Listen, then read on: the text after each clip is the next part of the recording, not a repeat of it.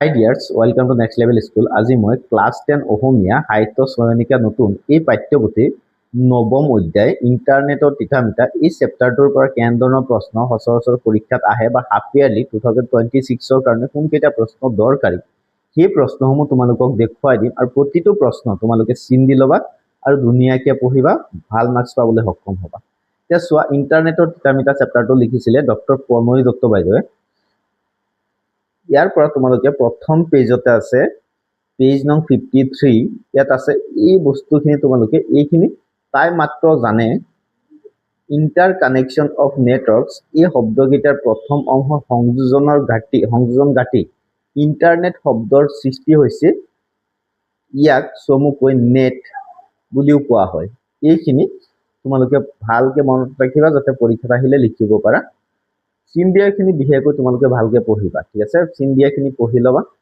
তাৰ পিছত আহি যোৱা পেজ নং 55 ভাইৰাছৰ সম্পূৰ্ণ ৰূপটো পঢ়িবা, ঠিক আছে?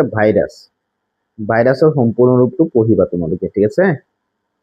ভাইৰাছৰ সম্পূৰ্ণ ৰূপটো পঢ়িবা আৰু ই হৈছে এক ধ্বংসাত্মক অভিপ্ৰায়েৰে প্ৰস্তুত কৰা এক কম্পিউটাৰ প্ৰগ্ৰেম। এইখিনিলৈকে তোমালোকে ধুনীয়াকৈ পঢ়ি ৰাখিবা, ঠিক আছে? তাৰ পিছত তোমালোকে পঢ়িবা পেজ নং 59 আছে। চোৱা পেজ নং 59 আছে প্ৰশ্নআলী বাপ বিষয়ক চমুকৈ উত্তৰ লিখা। দেউতাকে কুঁৱলীক কিয় কম্পিউটাৰ উপহাৰ দিছিলে? এই প্ৰশ্নটো ইম্পৰ্টেণ্ট। ইণ্টাৰনেট কি? Important question. কুঁৱলীয়ে প্ৰথমে কালৈ ইমেইল কৰিছিল? Important question. পূজাৰ বন্ধত কুঁৱলীহঁতে কলৈ যোৱাৰ সিদ্ধান্ত লৈছিলে? তাৰপিছত ভাইৰাছ কি? Most important question. তাৰপিছত WWW বা ৱেব কি? এইটো ইম্পৰ্টেণ্ট লগতে তোমালোকে জানিবলগীয়া বৰ্তমান যুগৰ কুৱেশ্যন, ঠিক আছে? এই চেপ্টাৰটো ভালকৈ পঢ়িবা, প্ৰতিটো কুৱেশ্যন পঢ়িবলৈ যত্ন কৰিবা, প্ৰতিটো চেণ্টেন্স প্ৰতিটো ৱাৰ্ড পঢ়িবলৈ যত্ন কৰিবা, কাৰণ আমাৰ নৱপ্ৰজন্মৰ লগত জড়িত চেপ্টাৰ এইটো, গতিকে ভালকৈ পঢ়িবা। তাৰপিছত ইণ্টাৰনেটৰ সহায়ত কুঁৱলীয়ে কি নতুন অভিজ্ঞতা আহৰণ কৰিলে? তাৰপিছত ভাইৰাছে কম্পিউটাৰ এটা কেনেদৰে বিজ্যুতি ঘটাব পাৰে এইটো পঢ়িবা।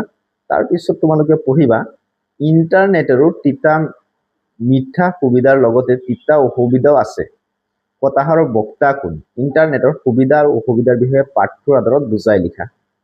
ইম্পৰ্টেণ্ট কুৱেশ্যন আহিব পাৰে, চাই থবা। তাৰপিছত 7 নম্বৰ কুৱেশ্যনটো চাবা ইণ্টাৰনেটৰ তিতামিতা গল্পটোৰ নামাকৰণৰ সতৰ্কতা বিচাৰ কৰা। তাৰপিছত তোমালোকে পঢ়িবা 8 নম্বৰ কুৱেশ্যন ইণ্টাৰনেটৰ অত্যাধিক ব্যৱহাৰে ছাত্ৰ ছাত্ৰীৰ জীৱনত কেনে প্ৰভাৱ পেলাব পাৰে পাঠটোৰ আধাৰত বুজাই লিখা। এই কুৱেশ্যনটো বহুতেই ইম্পৰ্টেণ্ট, পঢ়িবা, ঠিক আছে?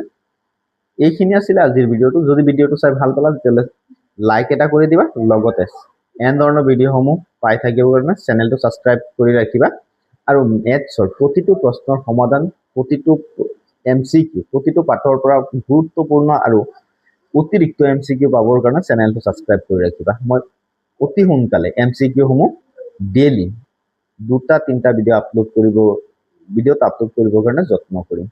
Thank U.